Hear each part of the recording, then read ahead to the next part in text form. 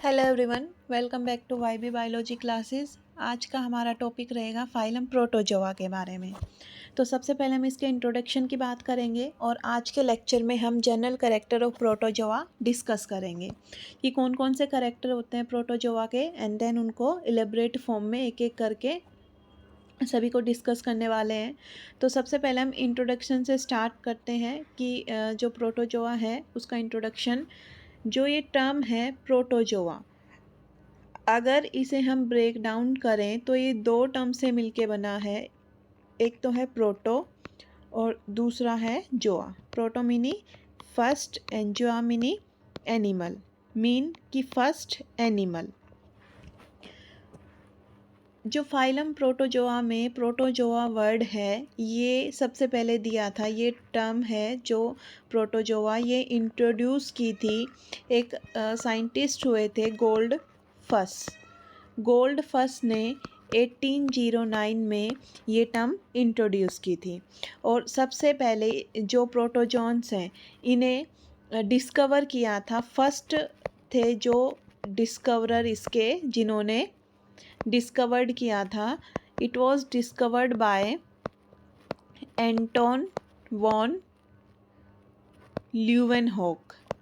Anton von Leeuwenhoek ने 1672 में इसे डिस्कवर किया था और नियर अबाउट 39,000 स्पीसीज़ अभी तक प्रोटोजोन्स की करंट में अभी तक नोन है। अगर हम बात करें इनके बारे में कि ये कैसे ऑर्गेनिज्म है, तो प्रोटोजोन्स आर माइक्रोस्कोपिक, मतलब जिसे हम नेक टाई से ना देख पाएँ, जिसे देखने के लिए हमें माइक्रोस्कोप की ज़रूरत पड़ती है, इतने छोटे साइज़ के हैं। दूसरे these are acellular, mean कि सिर्फ एक ही सेल के बने हुए हैं, या फिर हम बोल दें यूनिसेलुलर। ये पॉइंट ऑफ कॉन्फ्लिक्शन है बिटवीन साइंटिस्ट कि इन्हें ए सेलुलर बोला जाए या यूनिसेलुलर। इसके लिए इसे प्रूव करने के लिए कि ए सेलुलर बोले या यूनिसेलुलर, बहुत सारे साइंटिस्ट ने क्या कर रखा है कि अपनी थ्योरीज दे रखी है। तो इसे हम ए सेलुलर भी बोल सकते हैं, यूनिसेलुलर भी बोल सकते हैं। And these are eukaryotic animals, ये यूकैरियोटिक ऑर्गेनिज्म है। या तो ये सोलिटरी कंडीशन में मिलेंगे, मतलब अकेले रहेंगे, या फिर ये कॉलोनियल कंडीशन में भी रह सकते हैं। इसके अलावा ये एक्वेटिक मीडियम में भी रहते हैं और these also live as an parasite. अभी हम इनके बारे में बात करेंगे, इनकी हैबिटेट सारी चीज़ डिस्कस करेंगे। तो हम अगर इंट्रोडक्शन के बारे में बात करें कि फाइलम प्रोटोजोआ का इंट्रोडक्शन कैसे देंगे, कि सबसे पहले जो टर्म है उसका मतलब बताएंगे, इसे किसने डिस्कवर किया था, किसने ये टर्म दी थी, करंटली कितनी स्पीसीज़ हैं, और इसकी जो डेफिनेशन है वो बता देंगे।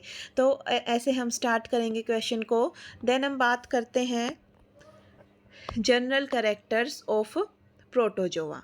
जनरल कैरेक्टर्स ऑफ प्रोटोजोआ, तो पहले हम सभी कैरेक्टर्स के बारे में लिख लेते हैं, फिर एक एक करके उन्हें एक्सप्लेन करने वाले हैं। सबसे पहले हम बात करते हैं बॉडी फॉर्म की, देन उसके बाद आता है organization, then size, shape, colour,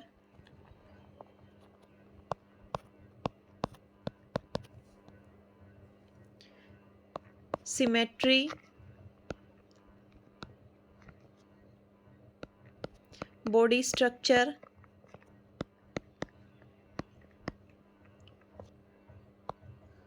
organelles of locomotion,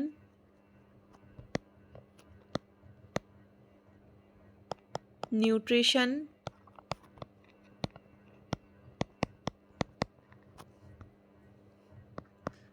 respiration and excretion,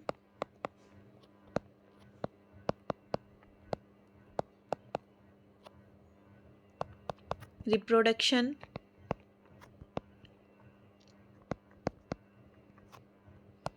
encystment and habitat। ये 13 पॉइंट हैं जिनके बारे में हम डिस्कस करेंगे। कौन कौन से जनरल कैरेक्टर हमें बात करनी है, बॉडी फॉर्म के बारे में बात करनी है, organisation, size, shape, symmetry, colour, organelle of locomotion, structure, nutrition, respiration, excretion, reproduction, encystment and habitat. तो जब भी ये क्वेश्चन आएगा describe general character of protozoa, तो आप शुरुआत करेंगे यहाँ से with the introduction of protozoa. सबसे पहले आपकी जो हेडिंग होगी वो होगी इंट्रोडक्शन की। इंट्रोडक्शन में ये 4-5 लाइन लिखने के बाद में हम फर्दर बात करेंगे, हेडिंग डालेंगे जनरल कैरेक्टर ऑफ प्रोटोजोआ, और उसके अंदर ये सबसे पहले हमें ये 13 कैरेक्टर लिखने हैं। इन 13 में से अगर आप 10 भी याद कर पाते हैं तो बहुत है। और वैसे भी ये जनरल है। जनरल कैरेक्टर और टाइप स्टडी में डिफरेंस होता है कि स्पेसिफिक ऑर्गेनिज्म के बारे में बात की जाए तो वो टाइप स्टडी में आता है, और जनरल मतलब कि हम पूरी फाइलम, पूरे ग्रुप के बारे में बात कर रहे हैं। अगर फॉर एग्जांपल हम पूरी एक क्लास के जो 60 स्टूडेंट हैं उनके बारे में एक साथ बात करें तो वो उनकी जनरल कैरेक्टर हो गए। जनरल कैरेक्टर जैसे कि इस क्लास के जो बच्चे हैं वो, जैसे उनका कोई ड्रेस कोड है तो इस कलर की ड्रेस पहन के आते हैं, लड़कियां इस कलर की पहनती हैं, लड़के इस कलर की पहनते हैं, मोस्ट ऑफ की हाइट इतनी है, मिनिमम हाइट इतनी है, मैक्सिमम हाइट इतनी है, ज़्यादातर बच्चों का स्कोर ये है, मिनिमम स्कोर ये है, मैक्सिमम का स्कोर ये है। तो हम इस तरीके से पूरी क्लास के बारे में डिस्क्राइब करते हैं इन case of general character. But अगर एक पर्टिकुलर स्टूडेंट को उठा के बात की जाए तो उसे हम क्या बोलते हैं कि टाइप स्टडी या फिर स्पेसिफिक कैरेक्टर। फॉर एग्जांपल कि मोहन ने आज इस कलर की शर्ट पहन रखी है, मोहन के इतने नंबर आए, मोहन का नाम ये है, मोहन इस गांव से आता है, मोहन के मम्मी पापा का नाम ये है। देन पूरा मोहन की जो पूरी कुंडली निकाल दी उसे हम बोलते हैं type study of particular organism. Then पूरी क्लास का क्या कहेंगे, जनरल कैरेक्टर। तो उसी तरह अगर पूरी फाइलम के बारे में बात की जाए तो उसे हम क्या बोलते हैं, जनरल कैरेक्टर ऑफ फाइलम। अगर एक स्पेसिफिक ऑर्गेनिज्म के बारे में बात की जाए तो उसे हम नाम देते हैं कि टाइप स्टडी। अब एक एक करके जो हमने ये जनरल कैरेक्टर लिखे हैं इनके बारे में हम बात कर लेते हैं। सबसे पहले आता है बॉडी फॉर्म।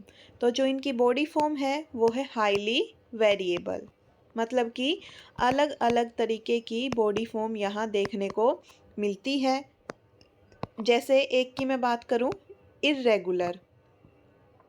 इर्रेगुलर के अलावा स्पिंडल शेप्ड, उसके अलावा स्लीपर लाइक, उसके अलावा बेल लाइक। कि bell like, slipper like, spindle shaped, ये इनके इस तरीके के बॉडी फॉर्म मिलेंगी। अब इनके एग्जाम्पल के बारे में और बात कर लेते हैं। जो इर्रेगुलर है वो मिलेगा अमीबा के अंदर, स्पिंडल शेप है वो मिलेगा यूग्लिना के अंदर, और जो स्लीपर लाइक है वो मिलेगा पैरामीशियम के अंदर। पैरामीशियम की अगर आप गूगल पे सर्च करते हैं, जो स्ट्रक्चर है पैरामीशियम का वो कुछ इस तरीके से स्लीपर के जैसा है। हमारी जो चप्पल है कुछ उस तरीके का यूं स्ट्रक्चर है इसका पैरामीशियम का। ये थोड़ा अच्छा नहीं बना। देन बेल लाइक का वर्टिसेला।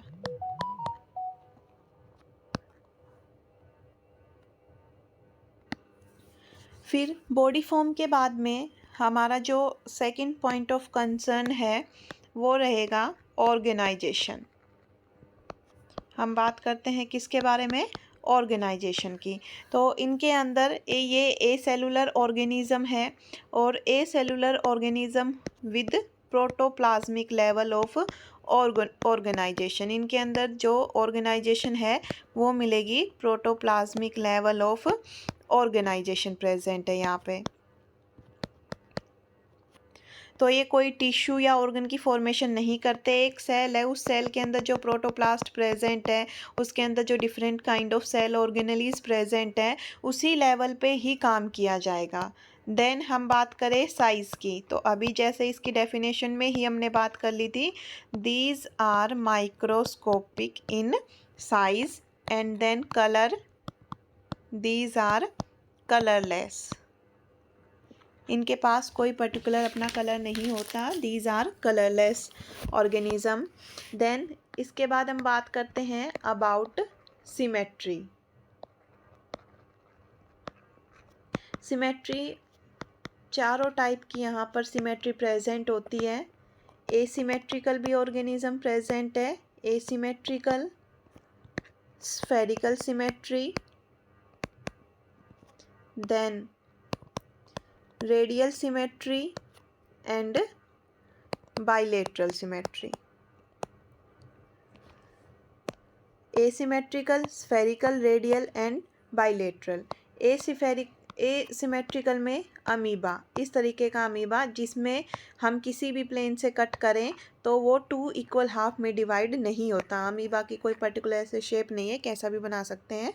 तो ये अमीबा है, इसे हम किसी भी एक्सिस से कट करें ये 2 इक्वल हाफ में कभी भी डिवाइड नहीं होगा। देन हम बात करते हैं स्फेरिकल के बारे में। स्फेरिकल इन केस ऑफ वोलवॉक्स, कि ऐसे गोल गोल सा वोलवॉक्स। स्फेरिकल और रेडियल में डिफरेंस होता है। रेडियल इन केस ऑफ, इसमें रेडियल में और स्फेरिकल में डिफरेंस है। क्या डिफरेंस है कि रेडियल के अंदर हम कितनी ही एक्सिस से ऑर्गेनिज्म को 2 इक्वल हाफ में डिवाइड कर सकते हैं, या फिर इनफाइनाइट नंबर ऑफ एक्सिस होती है जिनसे ऑर्गेनिज्म 2 इक्वल हाफ में डिवाइड हो सकता है। लेकिन स्फेरिकल सिमेट्री में जो ऑर्गेनिज्म है वो फाइनाइट नंबर ऑफ एक्सिस के थ्रू ही 2 इक्वल हाफ में डिवाइड हो सकता है, कि यहाँ पर कुछ फाइनाइट नंबर ऑफ एक्सिस होती हैं जिनके थ्रू ऑर्गेनिज्म को हम 2 इक्वल हाफ में डिवाइड कर सकते हैं। लेकिन radial infinite number of axis होंगी जिसके थ्रू ऑर्गेनिज्म को हम 2 इक्वल हाफ में डिवाइड कर सकते हैं। Giardia in case of bilateral symmetry. Giardia इस तरीके का पियर शेप और इस ऐसे दिखने वाला ऑर्गेनिज्म जिसके पास ऐसे एंडोस्टाइल और थोड़ा सा भूतिया टाइप का, इसको grand old man of intestine बोलते हैं। 2 न्यूक्लियस हैं यहाँ पे।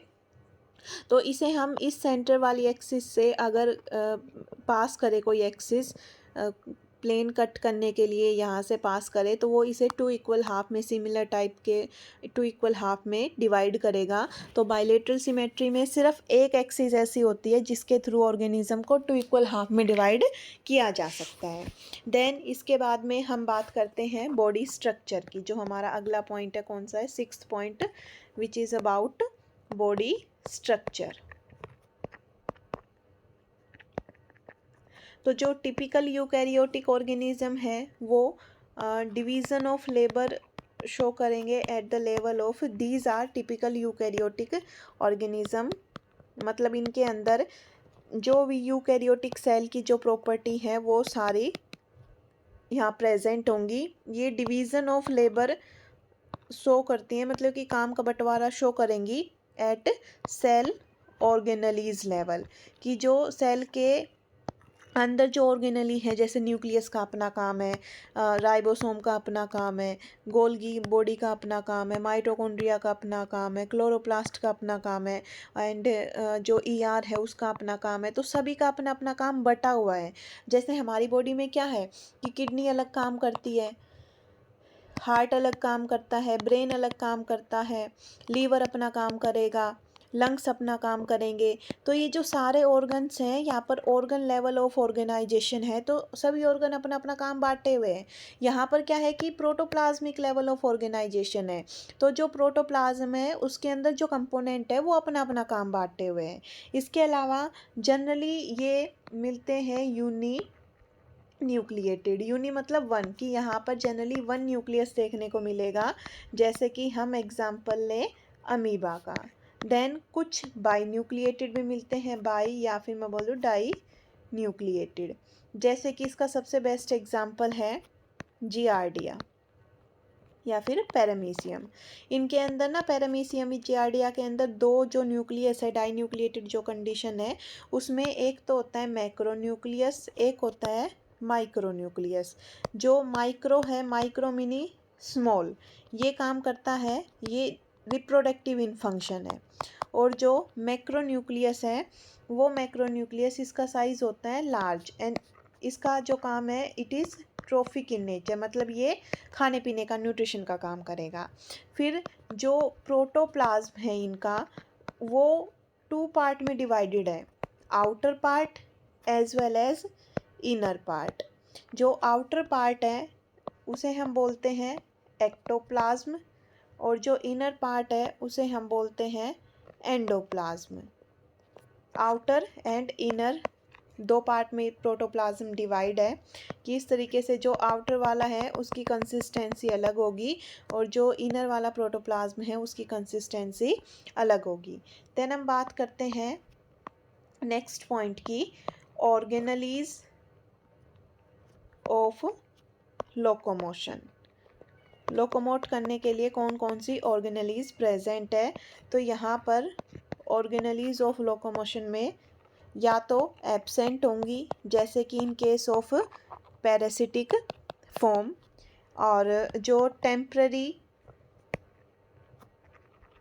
फिंगर लाइक फॉल्स फिट, जिसे हम बोलते हैं सूडोपोडिया,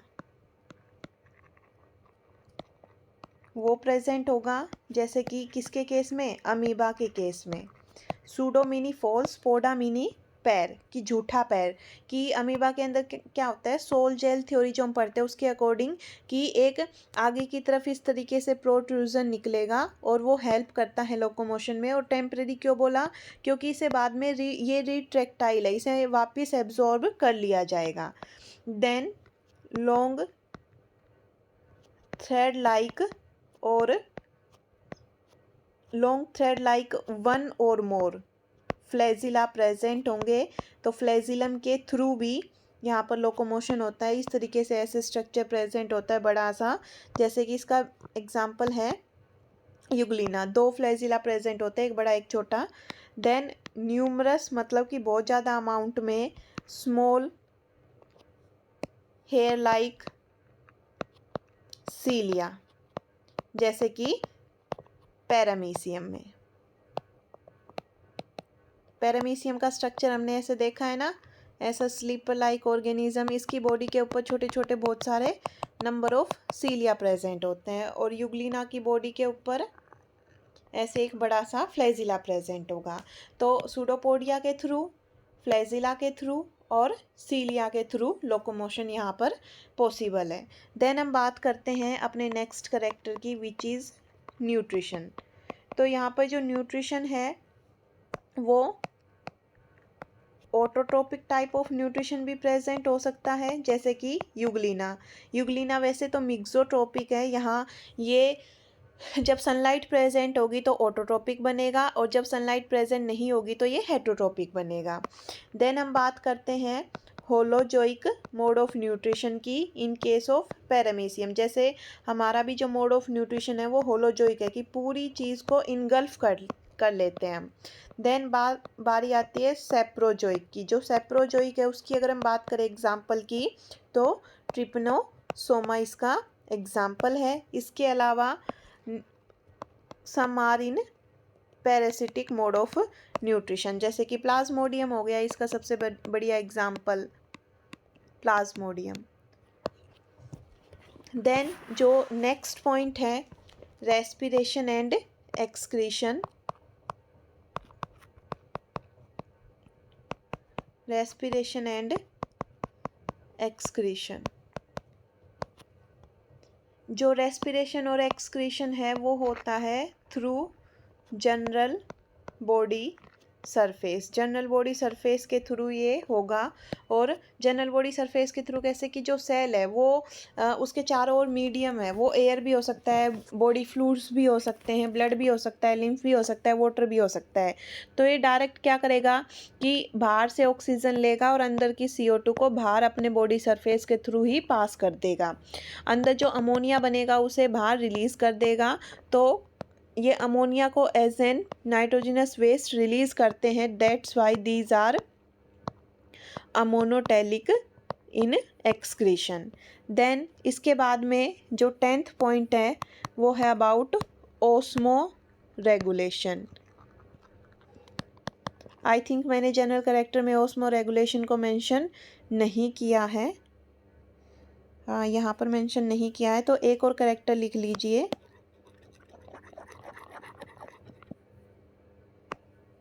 14th ओस्मो रेगुलेशन। तो आपके पास टोटल 14 करेक्टर हैं। इन 14 में से 10 अच्छे से याद कर ले, और सारे हो सकते हैं तो बात ही क्या है, सारे हो जाएं तो बहुत अच्छी बात है। ओस्मो रेगुलेशन के बारे में अगर हम बात करें तो ओस्मो रेगुलेशन का जो काम है वो है कि it maintain homeostasis of organisms water content, कि जो ऑर्गेनिज्म के अंदर जो वाटर कंटेंट है, जो इलेक्ट्रोलाइट है, उनका जो बैलेंस बनाने का काम करता है वो ओस्मो रेगुलेशन के थ्रू होगा। ये एक्टिव रेगुलेशन है of osmotic pressure. It is an active regulation of osmotic pressure of N organisms body fluid. किसी ऑर्गेनिज्म के बॉडी फ्लूइड का ये एक रेगुलेशन है, उसके प्रेशर का एक रेगुलेशन है। जो ऑर्गेनिज्म मैराइन वाटर के अंदर रहते हैं और ब्लड के अंदर रहते हैं, या फिर जो पैरासिटिक मोड में है, किसी फ्लूइड में रह रहे हैं, ब्लड में भी या फिर लिम्फ में भी, जो मैराइन फॉर्म में है, मैराइन ड्वेलिंग जो प्रोटोजोन्स हैं, तो उनकी बॉडी के अंदर का जो एनवायरनमेंट है वो बाहर के एनवायरनमेंट के बराबर है। आइसोटोनिक एनवायरनमेंट में रहने की वजह से इन्हें ओस्मो रेगुलेशन की ज़रूरत नहीं पड़ती। ओस्मो रेगुलेशन की ज़रूरत किन्हें पड़ती है? जो कि फ्रेश वाटर प्रोटोजोन्स हैं, जैसे कि अमीबा। इनके पास ओस्मो रेगुलेशन करने के लिए कॉन्ट्रैक्टाइल वैक्यूल प्रेजेंट होंगे, और जो ये कॉन्ट्रैक्टाइल वैक्यूल है ना, ये ह्यूमन के या फिर वर्टिब्रेट की किडनी के एनालोगस हैं। कॉन्ट्रैक्टाइल वैक्यूल हैं वो मैराइन फॉर्म में एब्सेंट है, पैरासिटिक फॉर्म में एब्सेंट है, ठीक है, सिर्फ फ्रेश वाटर फॉर्म में मिलेंगे। देन इस अगला 11th पॉइंट,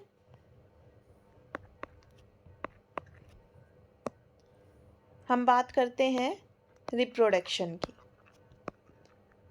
रिप्रोडक्शन में यहाँ एसेक्सुअल मोड ऑफ रिप्रोडक्शन ज़्यादा देखने को मिलेगा। True asexual mode of reproduction देखने को मिलेगा थ्रू बाइनरी फिजन, और बाइनरी फिजन भी longitudinal binary fission, transverse binary fission, जैसे कि in case of Euglena, paramecium, और इसके अलावा मल्टीपल फिजन भी देखने को मिलता है। बाइनरी फिजन में क्या होता है कि एक पेरेंट सेल है वो दो डॉटर सेल में डिवाइड करती है, और जो मल्टीपल फिजन होता है उसमें क्या होता है कि एक पेरेंट सेल से दो से ज़्यादा डॉटर सेल बनती हैं, उनका नंबर वेरी करता है, जैसे कि इन केस ऑफ अमीबा, इसका एग्जांपल है amoeba. Then asexual reproduction through budding भी होगा, एंड पैरासिटिक फॉर्म के अंदर थ्रू स्पोरोलेशन, स्पोर की फॉर्मेशन होती है। कुछ जो फॉर्म होती है, जैसे कि जो सीलिएट्स हैं लाइक पैरामीशियम, और जो स्पोरोजोन्स हैं लाइक कि प्लाज्मोडियम, तो जो सीलिएट एंड स्पोरोजोन्स हैं ये सेक्सुअल रिप्रोडक्शन शो करेंगे। किसके थ्रू? कॉन्जुगेशन, जैसे कि कॉन्जुगेशन किस में देखने को मिलेगा? कॉन्जुगेशन देखने को मिलेगा पैरामीशियम में। इसके अलावा ये शो करते हैं ऑटोगैमी, जैसे कि ऑटोगैमी किस में देखने को मिलती है? प्लाज्मोडियम के अंदर। तो ये इनके दो, conjugation and autogamy, sexual mode of reproduction है पैरामीशियम में और प्लाज्मोडियम में, सीलिएट और स्पोरोजोन्स। ये पैरामीशियम तो है सीलिएट, और स्पोरोजोन कौन है? प्लाज्मोडियम। देन जो ये सीलिएट और स्पोरोजोन है ना, ये एक चीज़ और शो करते हैं जिसे हम बोलते हैं alternation of generation. Alternation of generation बोला जाता है। जैसे कि हम जब प्लाज्मोडियम की लाइफ साइकिल देखेंगे तो उस टाइम पे डिस्कस करेंगे कि प्लाज्मोडियम की जो लाइफ साइकिल है वो फीमेल एनाफ्लीज में कंप्लीट होगी, हाफ जो सेक्सुअल फेज़ है वो यहाँ पे चलेगा, और जो एसेक्सुअल फेज़ है लाइफ साइकिल का वो चलता है ह्यूमन बीइंग के अंदर। देन जो हमारा नेक्स्ट एनसिस्टमेंट, एनसिस्टमेंट मतलब कि जो फ्रेश वाटर और जो पैरासिटिक फॉर्म है वो क्या करेंगी, अपने चारों ओर एक सिस्ट वॉल की फॉर्मेशन कर लेंगी which is protective in nature की एक सिस्ट वॉल की सिस्ट लेयर बना लेंगी, सिस्ट वॉल बना लेंगी जिसका काम है पेनिट्रेशन मतलब कि जो एडवर्स कंडीशन आई है जिसमें ये सिस्ट वॉल बनी है, जो फेवरेबल कंडीशन नहीं है उनको पेनिट्रेट करना, उनके थ्रू गुजरना बिना सेल को कोई हार्म पहुंचाए एंड डिस्पर्जल की अपना जो डिस्ट्रीब्यूशन है एक जगह से दूसरी जगह इस फॉर्म में एंसिस्ट फॉर्म में जाएंगी ये। देन जो मैराइन फॉर्म है वो ये एंसिस्टमेंट नहीं शो करेंगी। इसके अलावा हम अगर बात करें हैबिटेट की, हैबिटेट ग्रेटली वेरी करेगा कि मतलब ऑर्गेनिज्म अलग अलग हैबिटेट में पाए जाएंगे जैसे कि फ्रेश वाटर के अंदर सबसे बढ़िया एग्जांपल है हमारे पास अमीबा। देन मैराइन, इसका क्या एग्जांपल है हमारे पास एल्फीडियम। देन पैरासिटिक हैबिटेट, इसके तो बहुत सारे एग्जांपल हैं, एक जैसे एंटामीबा हिस्टोलिटिका।